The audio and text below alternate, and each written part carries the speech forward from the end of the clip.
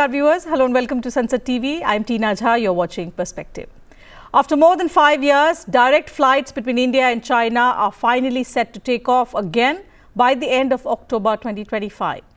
In a statement, the Ministry of External Affairs informed on Thursday that both sides had been holding technical level discussions since the start of this year on restarting direct air services and revising the air services agreement.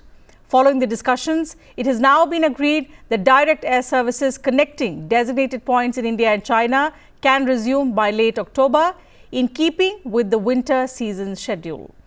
The move is being seen as a step towards reviving people-to-people contact and slowly normalising bilateral exchanges.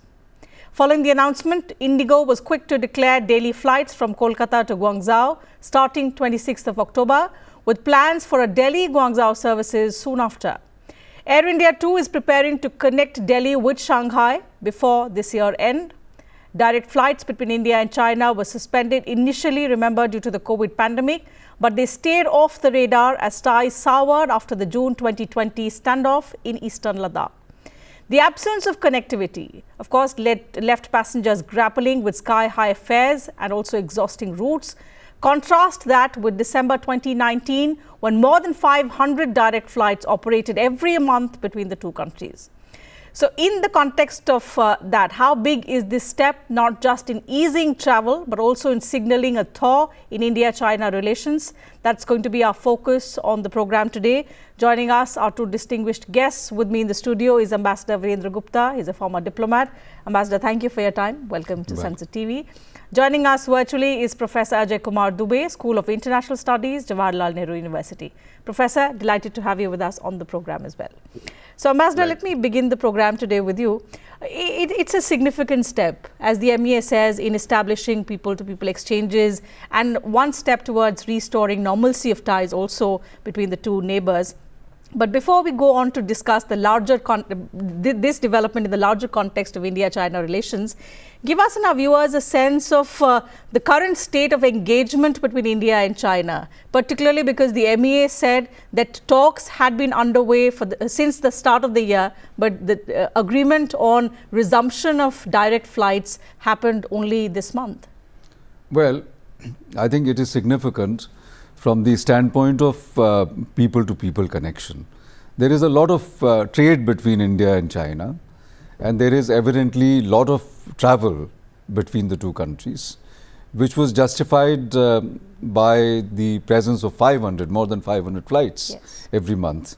So with the disruption of flights, with the cancellation of flights, I think the entire traffic was disrupted, and the travelers will find it very convenient. But I think the greater significance lies in the fact that this heralds a gradual normalization. And I think it has happened directly as a result of the agreements reached during Prime Minister's meeting with President Xi last month in China on the margins of the Shanghai Cooperation Organization. We must remember that as we are growing stronger, as we are beginning to play a larger role on the world stage, the global geopolitical dynamics is getting more and more complex for us. And we have to be very careful. We have to very carefully navigate our relations with different countries. I think the primary concern for us should be, which Prime Minister Modi has been very aware of, and in fact exercising that caution in looking at relationship with different countries, in the conduct of the foreign policy broadly, is to safeguard and promote India's national interest. And that can only be done in present times, in the present multipolar world that we have, by optimizing our relationship with different group of countries. So I think the mistake that we can make, and it was apparently on the horizon, that we were becoming too complacent of our growing connect with America, and we thought that we didn't need anybody else. So I think that was a rude shock when things began to fly in different directions from USA, particularly President Trump. And then I think we took the corrective action of focusing on China and how we can normalize our relationship. Certainly. So diversifying your interests is something that always works in foreign policy. Professor, another thing that's very, very critical and crucial to international relations is the aspect of connectivity, because it's not just about passenger convenience. This will open doors to a lot of ease in the manner passengers from India and China will be traveling, because it got disrupted over the last 5 years. But in context of international relations, connectivity also signals that it's in a way the confidence building measure, that you trust each other, you're willing to engage. So in that context, do you see resumption of direct flights between India and China as one important step towards restoration of normalcy in our bilateral relationship? Yes, it was a missed opportunity, because when we had difficult relationship with China, we missed on these counts, but they themselves are very important. Not just the connectivity of the people, but also the trade. China is one of our largest trading partner. And in this process, any connectivity with China increases our interaction with China, increases our trade and economic engagement, scientific engagement. But this also conveys to the world, which is very dynamic. As you know, international relation is very dynamic. And the national interests keep changing, keep evolving. It conveys to the world that India and China are also communicating, connected, and they have engagement which is not just diplomatic, but also larger economic and through people to people. So in that context, of course, it fills that gap.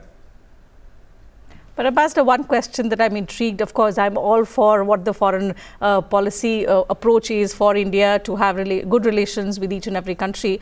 But given the kind of relationship we had with China over the last 5 years, and especially at the borders in Ladakh, the question here is, can people-to-people contact, people-to-people exchanges, something that the MA has underlined while announcing the resumption of direct flights, can they really help bring about that thaw in relationship without resolving the border dispute? Because the border dispute will remain where it is. Until that is addressed, can we really move forward in our bilateral relationship? Well, you're right. I mean, we have very serious border dispute.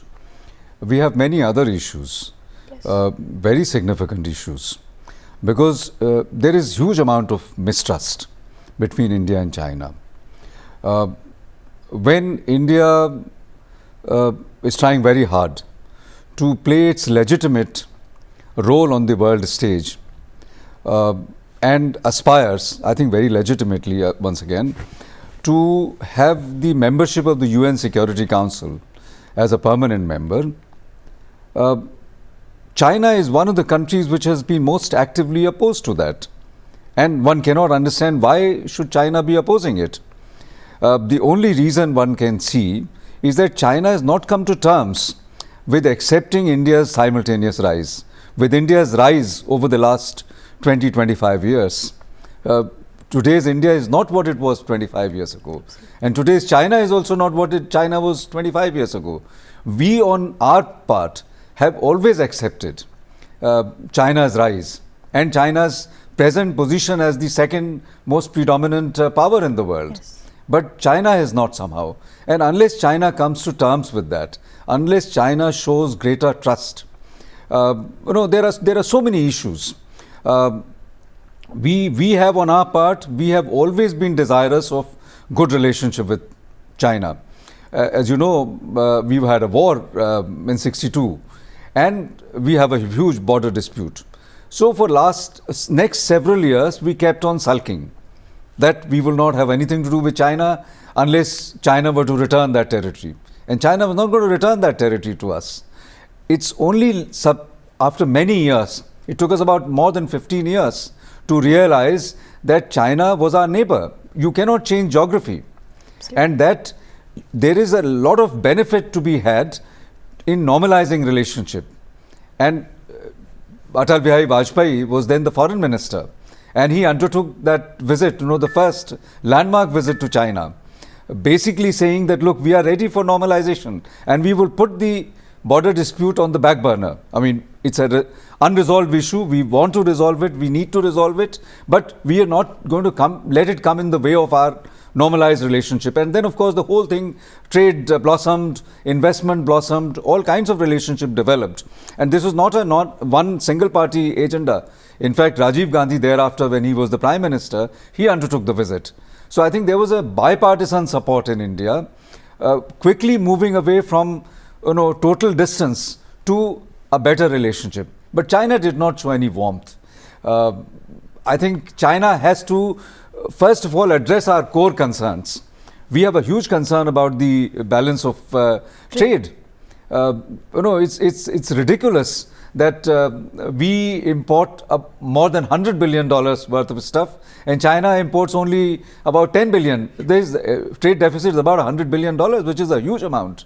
And that's China has not done anything that has been, rigged up by India time and again. We've heard the foreign minister bring this up. We've also heard that the prime minister has discussed it in his meeting with President Xi Jinping. But in the current context, Ambassador, do you think that we want a better relationship with China, and our efforts have been towards sort of restoring better diplomatic relations with China?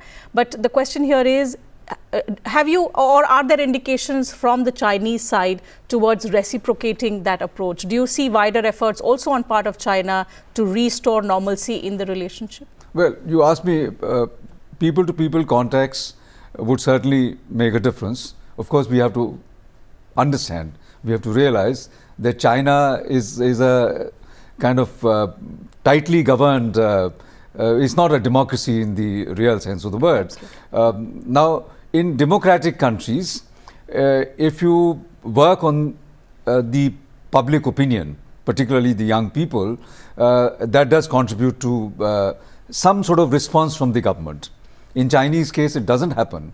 But I would still have hope that the younger people who are taken in, number one, by yoga. Yoga is very popular. One of the countries where yoga is most popular is China and Bollywood. When we were doing Chinese festival in India in 2010, I was then the Director General of ICCR, and I asked, Jaishankar was then the ambassador, I asked him as to what we should do. Jaishankar told me that we must do Bollywood presentation in China, and I was not very impressed, because at that time, when you're presenting Indian culture, Bollywood was placed way bottom. Yes. And I thought that people would criticize me that this Director General had no idea what the culture was. So I was not very convinced. So I called the Chinese ambassador in Delhi and asked him for inputs from the headquarters.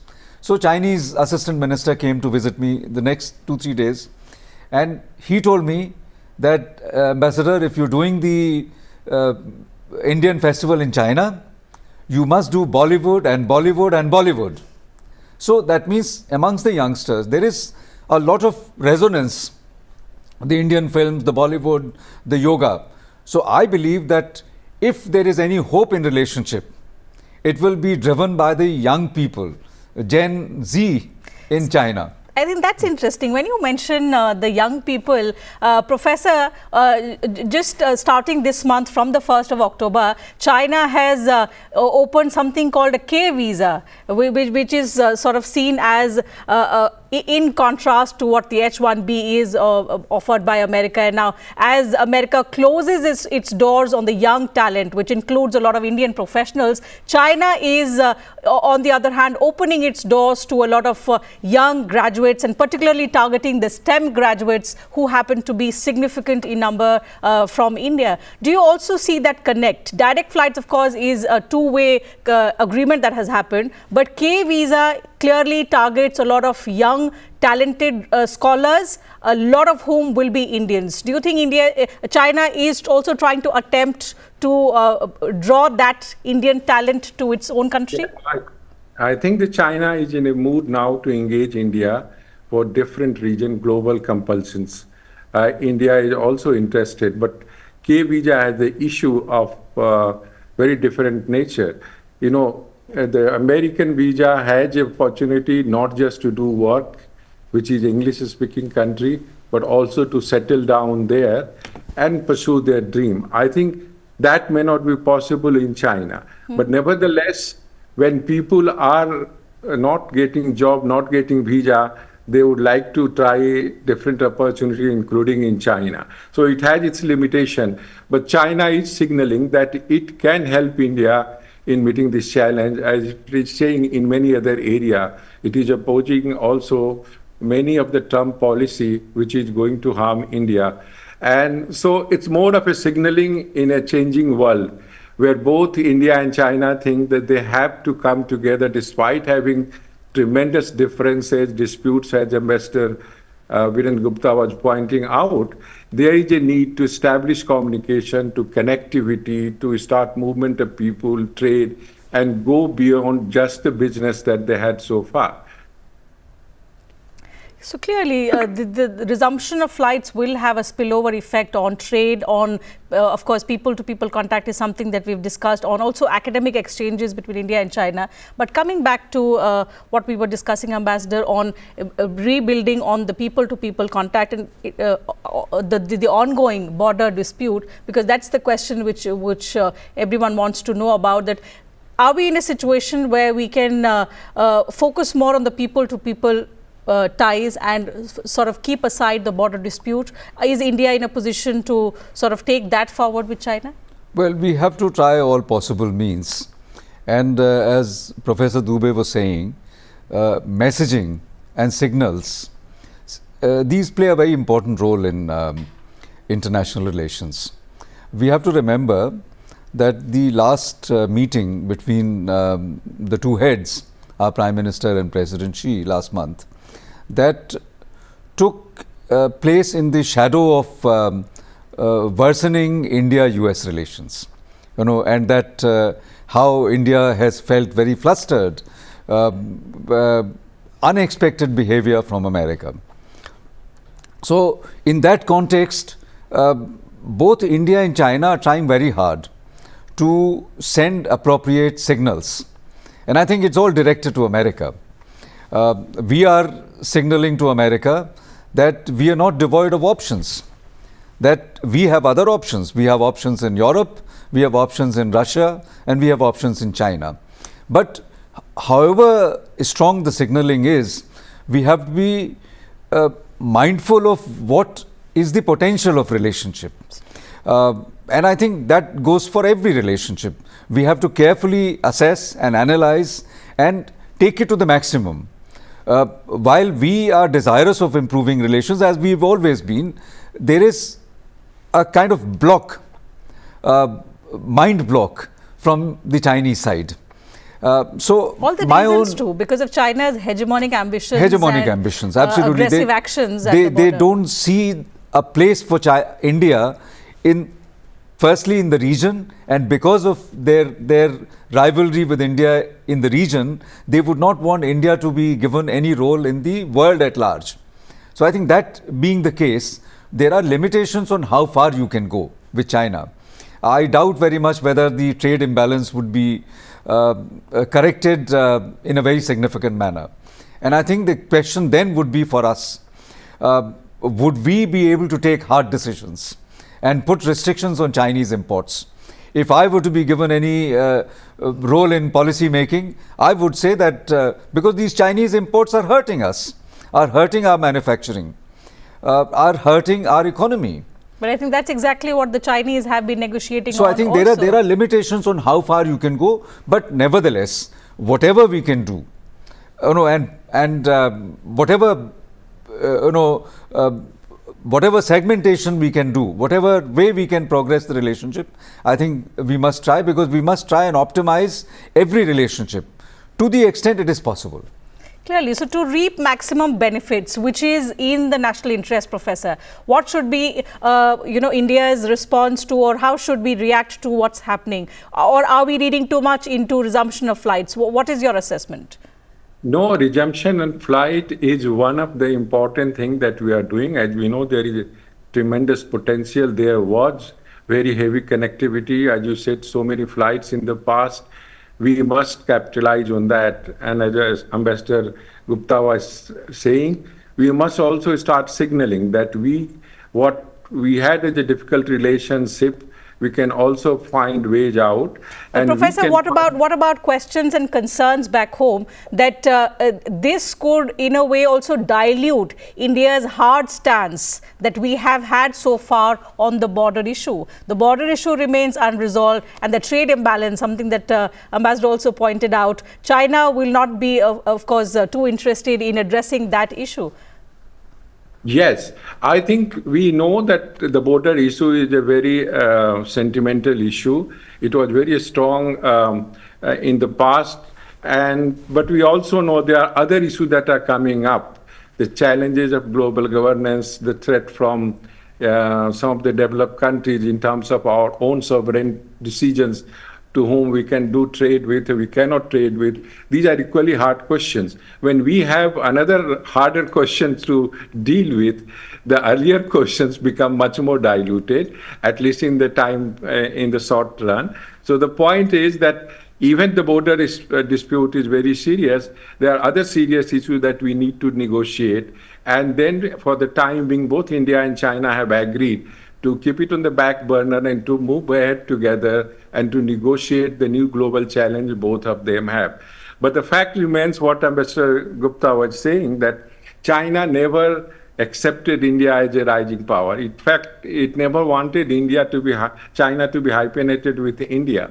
And it always opposed that one, which the West was trying to do, projecting India as a rival, as a counterweight to China, to which China was very, very sensitive. But now when the India is being targeted by the West, the China is more comfortable that we can come together, and India, China have certain common interests. Despite serious differences and disputes, we can find ways to move together and put the serious things that you are saying about the border dispute at the back burner and not accelerate that one, and find the space and opportunity in other challenging area which is confronting them. Okay, Ambassador, given what we've discussed, but from a strategic point of view also, how can India balance the need going forth to have limited engagement and continue to work on the confidence building mechanisms with China to restore normalcy in ties, but at the same time remain cautious of China's hegemonic ambitions, something that we've already discussed and which has for long been one of the major issues of our unresolved border tensions? Well, we have to be very careful. We have to be vigilant all the time. And I think one issue which has characterized India-China relations, particularly after the 62, drubbing, huge defeat by India, is that our mindset was totally overwhelmed by the Chinese superiority. We were scared to take China on. Now we are not, clearly. It has changed. In fact, Prime Minister Modi has stood his ground. I mean, twice, one after the other, first in Doklam and then in the Galwan Valley. We stood, this was most unprecedented. And I think it was remarkable that we did not let that old mindset affect our stand. And I think the need of the hour is that we need to, I'm not advocating any aggressive or jingoistic narrative, which of course is very tempting for us to say that today India has become a global power and that India can take back the territory which Chinese are occupying, or that India can use force in retaking the POK. I do not subscribe to that view because I know it is not possible. But we also don't have to be having a defeatist mindset. And in our relationship with China, we somehow got swallowed by that defeatist mindset. That is changing, and I think that is a very positive development. That's why I asked you that, are we compartmentalizing people-to-people contact and trade on one side to other concerns like the unresolved border dispute, also China's support to Pakistan? Border dispute that you talk about, I don't agree with Professor Dubey. We are not putting it on the back burner. But it is also not possible to fast-track it, because it takes two to tango. Given the geopolitical scenario. The Chinese will also have to come along. Yes. And even though the issue is on the front burner and we have regular dialogue and meetings, but I am not hopeful for an early resolution. This is there for a long shot. It will take time and better understanding, and confidence building measure will certainly help to create a better climate. As I said, in the atmosphere, in the optics of mistrust, nothing is possible. And given the geopolitical complexities, let's hope that the two Asian giants are at least able to restore normalcy in relationship, which will, of course, benefit people on both sides. So with that, we'll have to wrap up the conversation. Thank you once again, Ambassador and Professor, for joining us on the program, sharing your thoughts with us and our viewers. To you viewers, thank you very much for your time as well.